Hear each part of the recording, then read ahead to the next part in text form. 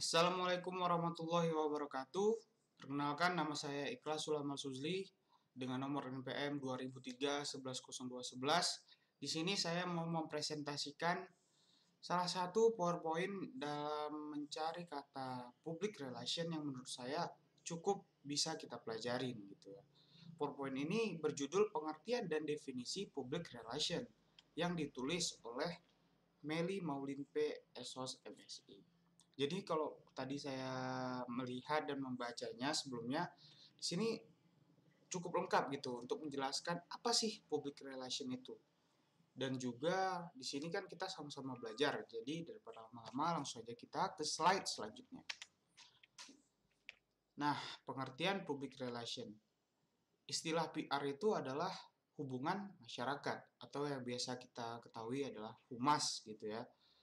Biasanya kalau misalnya di perusahaan itu seperti corporate communication, yaitu muka dari perusahaan tersebut gitu. Jadi kalau kalian humas dari suatu perusahaan, berarti kalian adalah apa yang dilihat oleh awak-awak media dan masyarakat itu adalah kalian. Nah, di sini kan dia ngasih tahu tuh ada komunikasi korporat, komunikasi hubungan komunikasi, corporate itu tuh sama aja guys sebenarnya guys. Jadi di sini juga dikasih tahu humas adalah padanan kata dari PR gitu, yang banyak digunakan institusi atau yang biasa kita kenal kayak lembaga-lembaga yang ada di pemerintahan, mau itu kedinasan ataupun perusahaan BUMN langsung gitu. Nah, kita lanjut ke slide kedua. Seiring semakin dibutuhnya kehadiran PR itu, suatu organisasi atau lembaga itu pasti sangat membutuhkan PR gitu. Karena PR itu bisa menjadikan suatu perusahaan atau suatu lembaga semakin besar, semakin dikenal oleh masyarakat lewat PR tersebut. Kemudian persaingan antara organisasi atau perusahaan akan semakin ketat karena kan perusahaan yang satu memiliki PR, memiliki humas, perusahaan yang kedua tidak memiliki humas gitu ya. Otomatis dia melihat perusahaan yang memiliki humas ini kok makin maju, kok semakin dikenal sama masyarakat. Nah, karena itu pasti perusahaan yang tidak memiliki humas akan meng-hire humas agar perusahaannya lebih dikenal, sehingga ketika perusahaan lebih dikenal, ketika perusahaan memiliki reputasi di masyarakat, otomatis keuntungan akan bertambah bagi mereka gitu. Ketiga, tuntutan, keinginan dan harapan publik terhadap pelayanan penuh kebutuhan informasi makin tinggi karena kita pun di zaman yang serba digital di mana internet sudah bebas dan otomatis informasi itu banyak gitu di luar sana, di dunia maya ini. Dan orang-orang pasti melihatnya. Kalau kita tidak memiliki PR yang baik atau humas yang tidak cukup kompeten, maka perusahaan akan hancur. Tuh. Keempat, publik semakin kritis, mereka tidak mau kepentingannya terganggu ya.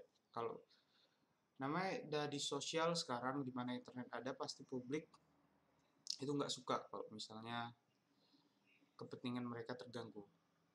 Kita pun kalau kepentingan kita diganggu pasti nggak suka gitu. Perkembangan teknologi komunikasi yang luar biasa, kemudian besarnya pengaruh opini publik, sikap publik seperti perilaku, citra publik, dan reputasi publik yang sudah gue jelaskan sebelumnya. 7. Pengaruh media konvensional. Jadi kalau sekarang kan media zaman sekarang itu lebih banyak online guys. Dari medianya udah ada di dalam media sosial seperti di Instagram, di Twitter, di Thread, di YouTube. Bahkan di itu kita pasti lebih sering melihat suatu berita itu dari sana. Jarang banget orang sekarang yang melihat langsung ke website beritanya gitu. 8. Suatu organisasi atau perusahaan tidak mungkin berdiri sendiri tanpa dukungan dari citra publik. Benar banget. Bisa sih kalau menurut saya sebenarnya bisa, tetapi nggak akan bisa besar. Akan segitu-gitu ya bertahun-tahun gitu. Oke, kita lanjut ya.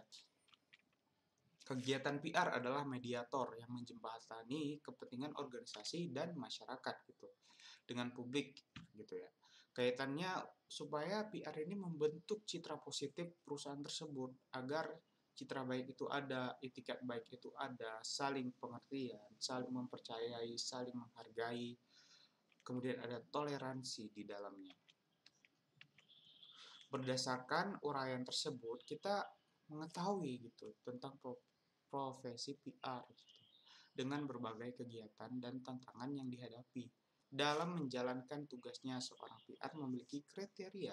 Jadi kalau jadi PR ini ada kriterianya guys, nggak bisa sembarangan juga gitu.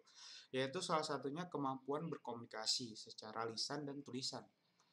Kedua, kemampuan mengorganisasikan atau kemampuan manajerialkan, yaitu kemampuan kita untuk memimpin, meleader suatu tim agar manajemennya baik gitu. Ketiga, kemampuan bergaul atau membina relasi, kemampuan kita dalam membangun suatu hubungan dengan uh, komunikan di sebelah kita gitu. Misalnya kita jumpa orang, gimana cara kita bisa berkomunikasi dengan baik dengannya gitu. Keempat, kita harus jujur, harus berintegritas. Jadi orang akan mengenal kita sebagai orang yang jujur, yang dapat dipercaya gitu. 5, imajinasi, yaitu kita harus banyak ide gitu, harus kreatif gitu ya. Oke. Ntar guys, gue lihat di OBS dulu udah berapa menit. Nanti kelewatan kan sus gitu ya. Baru 6 menit, masih panjang perjalanan. Oke, lanjut ya. Definisi public relation. Menurut Scott M. Cutlip dan Alan Harkcenter and Glenn M. Brun dalam 2002 dalam bukunya Effective Public Relation Definisi PR, yakni public relation is the management functions which evaluate public entities, identify the policy and procedure of individual or an organization with the public interest, and the plans and execute a program of action to earn public understanding and acceptance.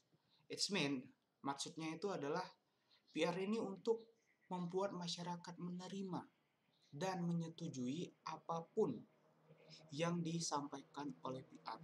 Dengan cara penyampaian apapun, masyarakat harus bisa setuju dan menerima itu. Itu adalah inti dari hal ini gitu ya. Kemudian menurut Edward L. Bernays, PR mempunyai 3 arti, yaitu penerangan kepada publik sebagai penyampaian suatu perusahaan kepada publik agar lebih dikenal, kemudian persuasi kepada publik untuk mengubah sikap dan tingkah laku publik. Jadi PR itu bisa mengubah sikap masyarakat melihat perusahaan PR itu gimana gitu.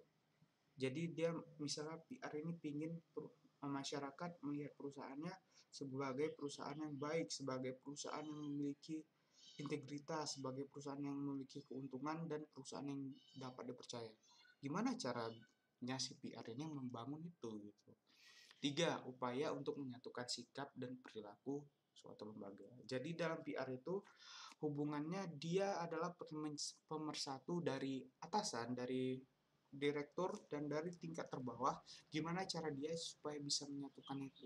Meskipun ada level di antara jabatan tersebut, tapi gimana caranya supaya hubungan mereka itu baik. Nggak ada kayak misalnya, lihat itu bos itu tidak berguna gitu. Nggak ada yang seperti itu. Jadi supaya hubungan di dalam tuh lancar, karena ketika perusahaan memiliki karyawan-karyawan yang lancar hubungannya di dalamnya, pasti perusahaan tersebut akan maju gitu. Karena mereka satu visi. Kemudian menurut Brian Christian, PR merupakan suatu usaha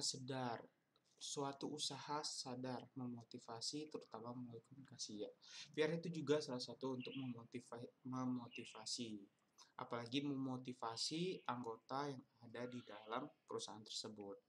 Jadi ketika kita memang sebenarnya motivasi itu datang dari diri kita sendiri guys. Kalau misalnya kita mendapatkan motivasi dari orang lain itu hanya bersifat semu. Tapi kalau kita kayak belum cukup pandai untuk memotivasi diri kita, mungkin kita lebih sering mendapatkan motivasi dari orang lain. Meskipun itu bersifat semu, kita harus menjadikan sifat semu itu menjadi sifat yang lebih aktif gitu, supaya ketika kita mendapatkan motivasi itu lengket di kepala kita. Jadi ketika tidak ada orang memotivasi kita, kita bisa dengan sendirinya memotivasi diri kita. Kemudian, perintis pendidik PR Rex Harlow dalam Cutlip, Chandler and Broom 2005 pernah menyusun definisi PR. Hampir dari 500 sumber si Harlow ini mencari apa sih definisi PR.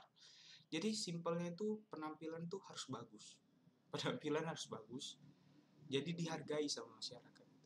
Jadi kalau kalian penampilan compang-camping gitu sebagai muka dari perusahaan, otomatis masyarakat itu nggak akan percaya gitu kalian PR-nya. Kan sus gitu, kalian kan compang-camping nih. Habis itu kalian pingin dianggap PR, pingin omongannya didengarkan, gimana ceritanya gitu. Kalian harus bisa masuk ke psikologi mereka supaya bisa didengarkan apa yang kalian ucapkan. Kedua, PR adalah singkatan dari performance and recognitions, yaitu penampilan dan pengakuan. Bekerja dengan baik dan karenanya mendapat pujian. Tindakan yang diambil untuk menunjang hubungan yang menguntungkan dengan masyarakat umum. Everything yang digunakan sama PR itu, it's always been profit. Selalu mencari keuntungan. Keuntungan, keuntungan, dan keuntungan. Apa keuntungannya dia melakukan ini bagi perusahaannya? Apa keuntungannya ketika dia ngomong ini bagi perusahaan? Like that, oke? Okay? 5. Usaha-usaha organisasi untuk mendapatkan kerjasama dari semua kelompok orang. Ketika kita mempunyai perusahaan, kita nggak bisa berdiri sendiri kalau kita mau to the top. Kita mau jadi nomor satu, kita nggak bisa sendiri. Kita harus bisa bekerja sama dengan orang ini, bekerja sama dengan organisasi ini, agar karena organisasi itu memiliki massa, guys. Kalau kita bisa mendapatkan massa dari dia, kan otomatis kita juga untung gitu ya. Untuk membahas bobot dan peran PR sebuah satuan tugas. Bahkan di Amerika sana sangat otomatis dengan PR ini. Oke, di sini sepertinya kan sudah sama semua. Kemudian di sini ada kata-kata kunci yang perlu diingat untuk definisi PR, yaitu kalau kalian ada tersebut kata ini berarti kalian harus teringat tentang PR, yaitu sengaja, terencana, kinerja, kepentingan publik, komunikasi dua arah, fungsi manajemen. Nah, di sini kan terima kasih sudah kan. Nah, kita lihat dulu, ini baru berapa menit? Ada 12 menit. Oke lah, karena sudah 12 menit. Terima kasih semua yang sudah mendengarkan. Semoga masuk di otak kalian. Dan semoga tugas saya diterima sama Pak dosen Pak Ribut. Terima kasih semuanya. See you on top. Bye-bye.